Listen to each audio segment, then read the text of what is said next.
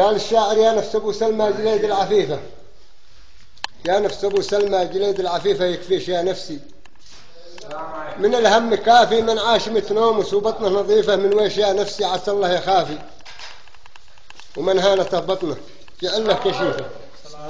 يمشي مدني مثل كلب الملافي، ماشي من الدنيا حسيفة، وكل مخلوق وله عمر وافي، مات المهلهل والزنات خليفة، وعاش في هالذيب سرحان حافي. الفقر من عز النفوس الشريفة،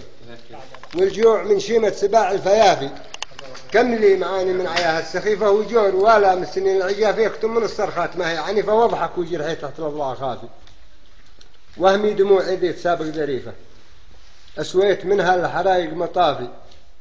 وتشوق أشواق العظات المريفة للغيث من بعد الجفا والجفاف، واخرج من الآهات روحها ظريفة، تلقى احترامها للنفوس النظافي، واخرج من الآهات روحها ظريفة، تلقى احترامه للقلوب النظافي، واصبر على أصحاب النفوس الضعيفة دي سبروا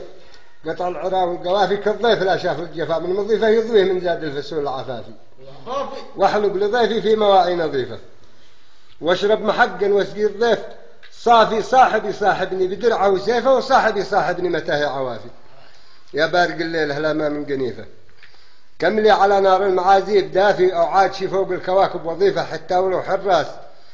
بوب المشافي، ما كوكب الدنيا يجعل له خسيفة، قد قسموها هملاك لأهل الكوافي، يقولوا له عن سسبيل، واصحاب قيفة قد اكتشفنا السر، ذي كان خافي قنعت من حنفة وصحبة حنيفة، هذه تواقيعي وهذا اعترافي، جزاكم الله خير يا الصحيفة، عليكم التوزيع، وانا القوافي وساره يقول